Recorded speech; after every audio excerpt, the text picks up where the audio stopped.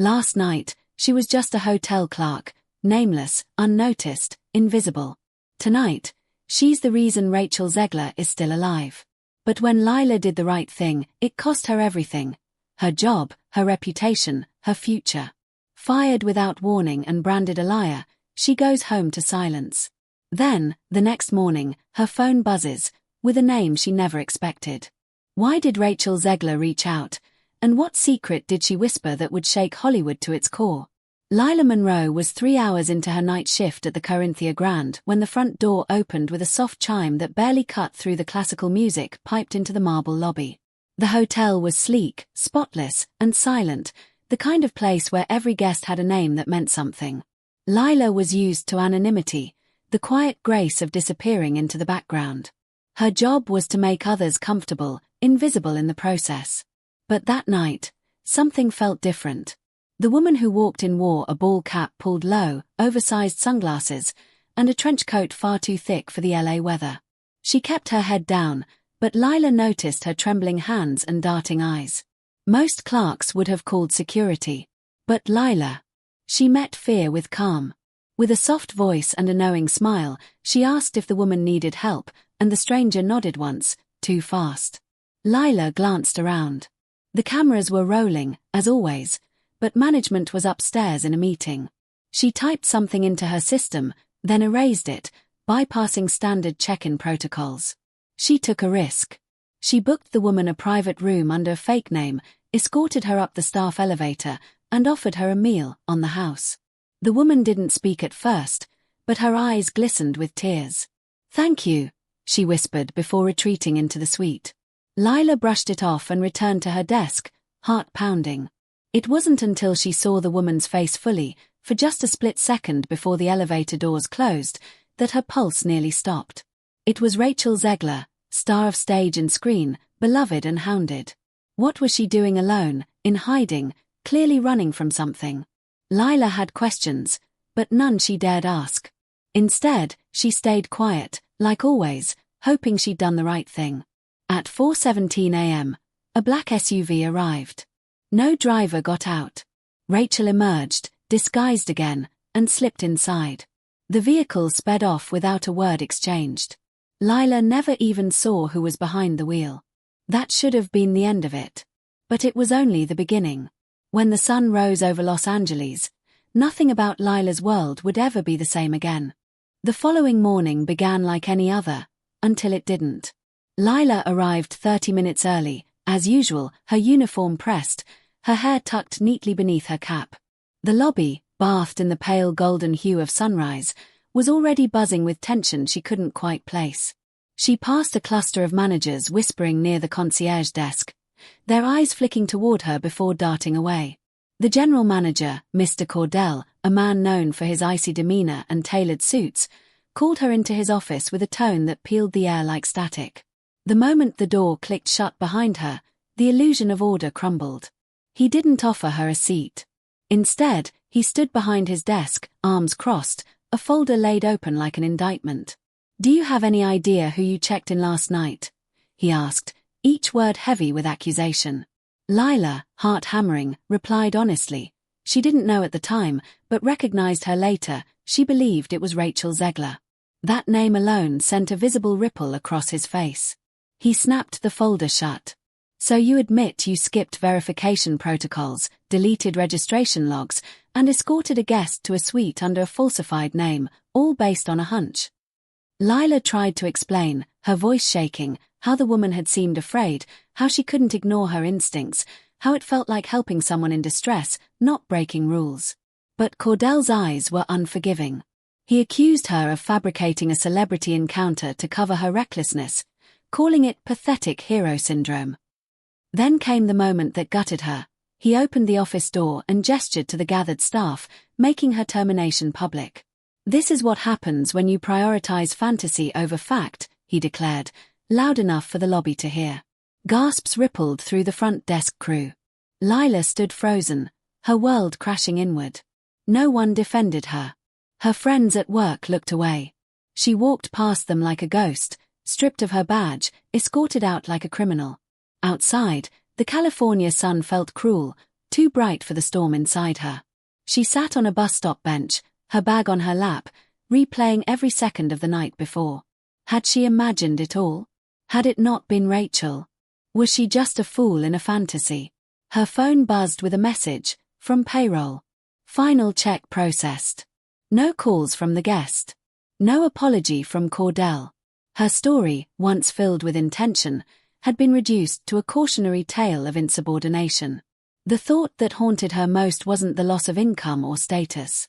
It was the doubt creeping in. What if she had made it worse for the woman she tried to help? What if staying silent had been the better option? The longer she sat, the more the city seemed to move on without her, as if her decision meant nothing at all. Her name, her loyalty, her kindness, they had all been erased in a heartbeat. And yet, somewhere deep down, a small ember refused to go out. She hadn't lied. She hadn't imagined it. Something about the way Rachel looked at her in that elevator, that split-second glance, still lingered in her memory like a tether. And even as she rode the bus home, tears blurring the skyline, she knew this wasn't the end. Not yet. Not even close.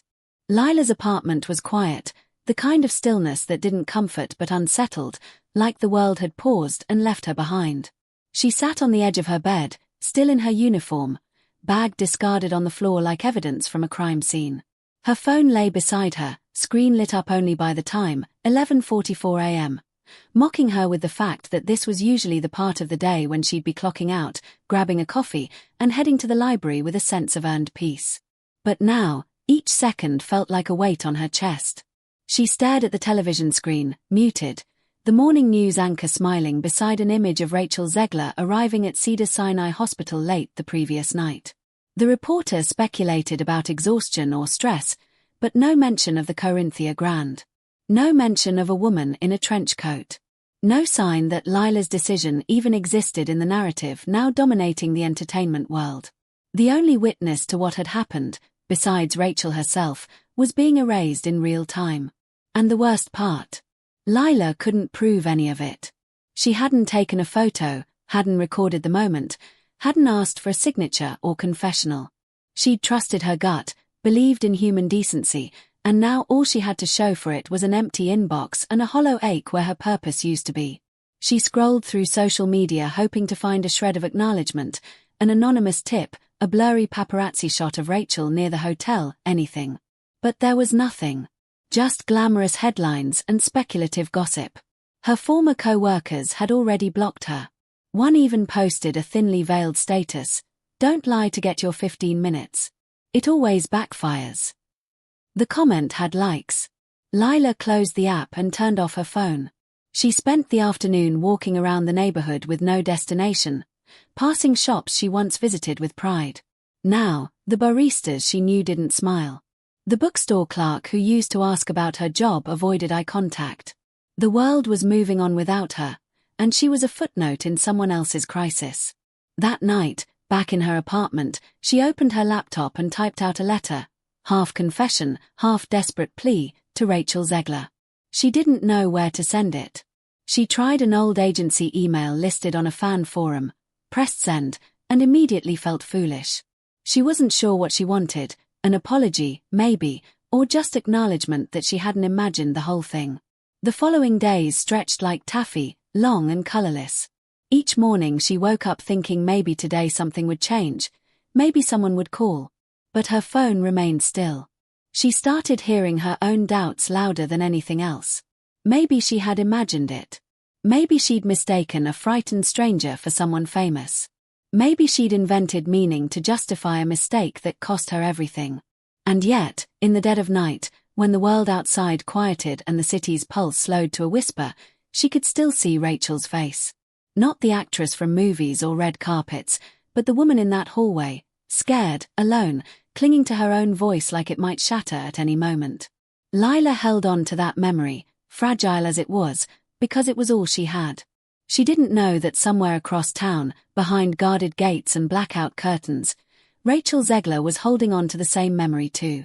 But the silence between them was growing louder by the hour, and soon it would demand to be broken. The envelope was stark white, with no return address, slipped under her apartment door so quietly that Lila didn't notice it until late evening when she shuffled back from a pointless walk around the block. She picked it up with a mix of dread and hope, expecting perhaps a debt notice, or worse, another cruel message from someone mocking her online. But inside was a single ivory card, handwritten in looping black ink.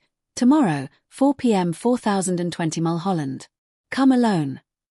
No signature, no explanation. Her first instinct was to ignore it, dismiss it as another strange aftershock of the week's humiliation. But the handwriting, it struck something familiar. She turned the card over, again and again, as if it might reveal more with friction. The next day, her nerves barely held together. Lila dressed cautiously in muted clothes and took the bus to the hills, watching the city melt away behind her. Mulholland Drive was quiet, the kind of quiet that meant money. The address led her to a modern home tucked behind tall hedges and a black gate that swung open the moment she approached. There was no buzz or ring, just silent surveillance. As she stepped inside, Lila's heart raced. A young man in a sharp grey suit greeted her with a nod and ushered her through a glass hallway into a sitting room so beautiful it made her feel like she didn't belong. She stood in the center, unsure of what to say, until a door creaked open and Rachel Zegler walked in, not disguised, not fleeing, but calm and composed in a cashmere sweater and jeans. Lila's breath caught. The last time she'd seen her, Rachel had been trembling and frantic. Now, she looked serene but serious, and behind her, a man entered the room, older, tall, with steel-grey hair and the unmistakable confidence of someone used to being obeyed. Lila recognized him instantly. Jonathan Ainsley, the media mogul and powerhouse producer known for launching starlets and destroying reputations with equal ease. His face had graced magazine covers, his name whispered in the same sentences as power, scandal, and untouchable money. Rachel introduced him as her uncle. That single word shifted the ground beneath Lila's feet. Rachel sat, gesturing for Lila to do the same. Then, like the top pulled off a pressure valve, the truth unraveled. Rachel explained that she had been hiding, not just from paparazzi, but from people within her own circle. Her uncle, though once estranged, had taken her in after she discovered information about an internal cover-up at the studio linked to a series of abuses, harassment, and financial fraud, all tied to the Corinthia Grand, which wasn't just a hotel, but a hub for entertainment elites to hold private, off-the-books meetings. Rachel had overheard something she wasn't supposed to. She was meant to disappear quietly for a while, but after an argument with her handlers, she'd fled, panicked, and sought refuge wherever she could find it. That refuge was Lila. Jonathan explained further. Lila hadn't been fired for breaking rules. She had been silenced. Cordell, the general manager, was on the studio payroll, used to covering things up before anyone asked questions. The guest list, the security tapes, even the incident report had been scrubbed clean by morning. Rachel had kept silent out of fear that speaking would escalate the danger. But Lila's firing changed everything. It forced Rachel to confront how many people had been collateral damage to keep the machine running. Now, they were offering Lila a choice, not a payoff, not hush money, but a chance to fight back. Rachel placed a folder in front of her, full of names, dates, digital evidence. "We need a witness," she said. "Someone they didn't expect to remember." Lila stared at the folder, the weight of everything pressing down on her. Her hands trembled as she opened it, realizing that for the first time since the moment she'd chosen to help, someone finally believed her. And yet, what they were asking wasn't simple. It would mean risking more than just another job. It meant becoming a voice in a war that would pull powerful people into the light, and possibly destroy them. But as Lila looked up at Rachel, she knew the alternative was worse, living in silence, buried by fear and regret. For the first time in days, she didn't feel small. She felt necessary. The folder in front of Lila was a time bomb disguised in paper and ink. Inside were confidential memos, internal hotel correspondence, private security footage screenshots, and financial ledgers linking the Corinthia Grand to backdoor meetings between studio executives and offshore investors. Documents that should never have seen daylight. But what held her attention most was a grainy black and white still of her, standing at the front desk, mid-smile, time-stamped just minutes before Rachel had entered the hotel. The footage hadn't been erased after all, just hidden, extracted by someone on the inside who had grown a conscience or perhaps had something to gain. Rachel explained that the corruption ran deeper than Lila could imagine. The hotel, while a beacon of luxury on the outside, was a vault for the film industry's most disturbing secrets. There had been settlements, disappearances, whispered accusations, all buried by NDAs and hush money. What Rachel overheard had been an argument between two executives about the mishandling of a young actress who had threatened to go public. The situation had spiraled, and she realized she wasn't just a bystander but a potential loose thread in a very expensive tapestry. Her disappearance that night wasn't just for safety, it was rebellion. But when Lila had intervened, she'd unknowingly stepped into the exact role Rachel had been playing for years: protector, whistleblower, survivor. Jonathan, for all his wealth and power, had been trying for over a decade to cut through the rot in his own industry, always falling short thanks to boardroom alliances and legal threats. But now they had something irrefutable: Lila's story. She wasn't a celebrity. She wasn't a player in the system. That made her dangerous. She couldn't be discredited with tabloid gossip or deflected with PR spin. She was a normal woman who had no reason to lie, no fortune to gain, and everything to lose. Rachel placed a phone between them and asked, "Are you willing to speak to a journalist?" Not just any journalist, but Mariana Trujillo, a respected investigative reporter known for dismantling two political campaigns with nothing but audio tapes and persistence. Lila hesitated, her mind flashing with possibilities. Lawsuits, threats, headlines, the loss of anonymity she'd always cherished. But as she thought about Cordell's smug face, the way her co-workers had looked at her like she was delusional, the humiliating way she'd been discarded, she felt the fear shift into something sharper: conviction. She nodded. The call connected. Mariana's voice was calm, direct, and shockingly kind. They spoke for nearly 3 hours. Lila walked her through everything, from Rachel's arrival to the moment she was fired, including the small, odd details she hadn't even realized were important. A man who lingered outside the hotel that night, the unusually quick arrival of the SUV, the flicker in the security guard's expression when he spotted the guest. Mariana didn't promise a miracle. She promised due diligence, fact-checking, anonymity until the last possible moment. Lila agreed. Over the next 2 days, the silence that had once haunted her was replaced with tension so thick she couldn't sleep. She stayed off her phone, off the internet, waiting for the other shoe to drop. Then, on a Sunday morning, the article went live. Not on some gossip blog, but on a nationally syndicated news site with bold letters. Whistleblower exposes hotel studio collusion. Anonymous clerk breaks Hollywood code of silence. Within hours, her inbox went from empty to overflowing. Some messages were threats. Others were offers. But the one that hit hardest came from a former guest at the Corinthia, a name she didn't recognize, who wrote, "I believe you. I was there once too." That night, Lila sat in her dark apartment and read the article again, line by line, her own words woven into a story that finally made her feel real. She wasn't the forgotten clerk anymore. She was the one who remembered. The media storm that followed was unlike anything Lila had imagined. Within 48 hours, her name, initially withheld, was leaked, first on a small Twitter thread by an anonymous industry assistant, then picked up by fringe blogs, and finally plastered across the front pages of news aggregators and entertainment sites alike. Lila Monroe, the clerk who brought down a Hollywood giant. Headlines treated her like a character, not a person, spinning angles both sympathetic and skeptical. Some called her brave. Others called her opportunistic.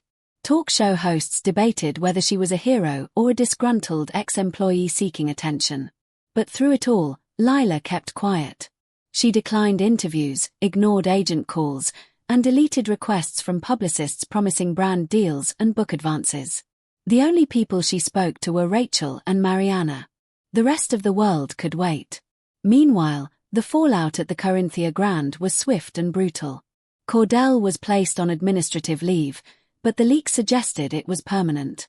The hotel's owner, a longtime friend of the implicated studio CEO, sold off several properties overnight. Internal investigations were launched. Lawsuits surfaced. And more women, former hotel employees, interns, even actresses, stepped forward, inspired by Lila's testimony. Still, the attention brought consequences.